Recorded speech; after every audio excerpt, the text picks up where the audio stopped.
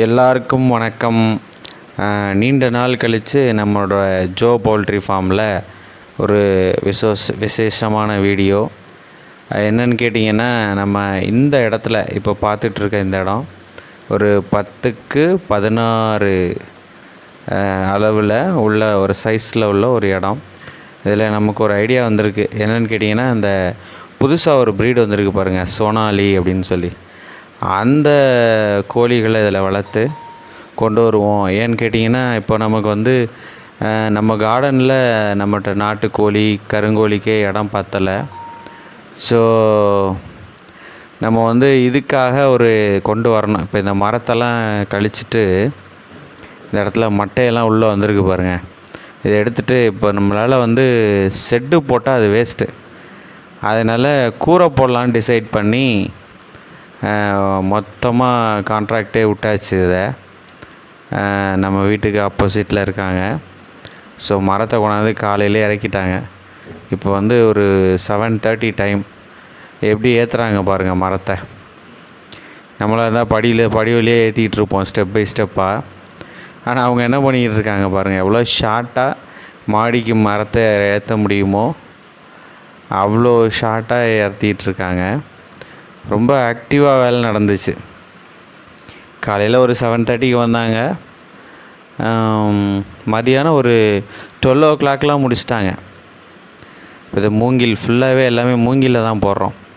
ஏன்னா சவுக்கு அரசு இதெல்லாம் அது ப்ரொலாங் ஆகாது அப்படின்னாங்க. அந்த மரத்தில் உள்ள மட்டையை வெட்டிட்டாங்க. ஆமாம், வெட்டிட்டு இந்த வாட்டில் தான் போடணும் அப்படின்ட்டாங்க.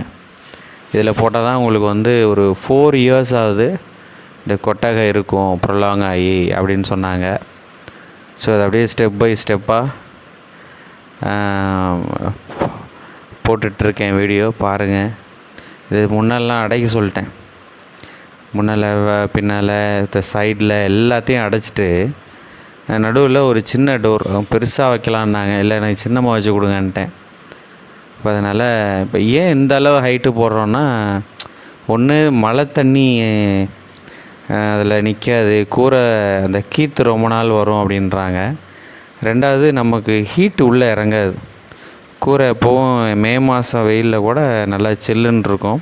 நம்ம கோழிகளுக்கு எந்த பிரச்சனையும் வராது. பாருங்கள், இப்போ கம்பு வேலைலாம் முடிஞ்சிச்சு, சைடில் கட்டுறது இதெல்லாம் முடிஞ்சிச்சு. இப்போ கீத்து மேய போகிறாங்க. அதுக்கு இந்த பாலையை ரெடி பண்ணிட்டாங்க, கீத்தையும் ஏற்றிட்டாங்கங்க. அவ்வளோ சீக்கிரமாக நல்லா ஆக்டிவாக பார்க்குறாங்க வேலை. கீத்தை ஏற்றி இந்த சைடில் பாருங்கள், சைடு அடைச்சாங்க. சைடு அடைச்சிட்டு நான் என்ன பண்ணேன், கொஞ்சம் கேப் இல்லாமல் போடுங்கன்னு சொன்னேன் இந்த கீழே கட்டையில். ஆனால் கொஞ்சம் கேப் இருக்குது. அந்த ரீஒர்க் நான் பண்ண வேண்டியது இருக்குது இப்போ. ஸோ இப்போ இந்த கீத்தை ஃபுல்லாக சைடு முன்னால் பின்னால் எல்லா இடமும் மேய ஆரம்பிச்சிட்டாங்க. இந்த கீத்து மேயறதுக்கு தான் கொஞ்சம் டைம் ஆணுச்சு. எப்படியும் ஒரு 1 hour ஆயிருக்குன்னு வச்சுக்கோங்களேன். அவ்வளோ நெருக்கமாக கட்டினாங்க.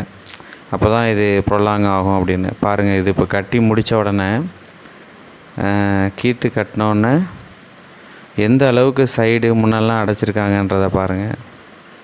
இப்போ நான் உள்ளே போய் காமிக்கிறேன் உங்களுக்கு இது எப்படி இருக்குன்ட்டு. பாருங்கள், அதை நல்லா நெருக்கமாக கீத்து. இது முன்னால் வச்சு அடைச்சதுனால கொஞ்சம் இதாக அடைச்சிருக்காங்க. இது பாருங்கள் எவ்வளோ நெருக்கமாக வச்சு மேய்ஞ்சிருக்காங்க. தாச்சிங் அவ்வளோதான். மேலே கொஞ்சம் பின்னிகிட்டே இருக்காங்க. இதுவும் ஆகிடும். ஃபுல்லாக ஃபினிஷ் ஆனோன்னே பாருங்கள். இப்போ ஃபினிஷ் ஆனது பார்த்திங்கன்னா இதுதான். மேலே ஒரு லைட் செட் பண்ணிட்டேன்.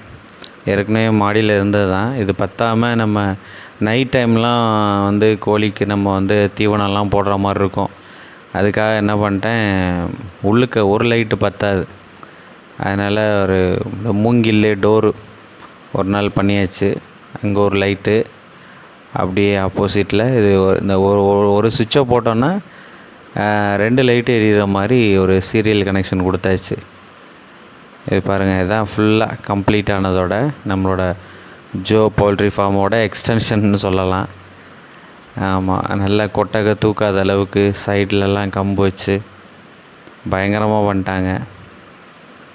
ஒரு பெரிய காற்றடிச்சா கூட ஒன்றும் ஆகாது. ஏன்னா அது நம்ம வந்து 2வது மாடியில் இது இருக்குது.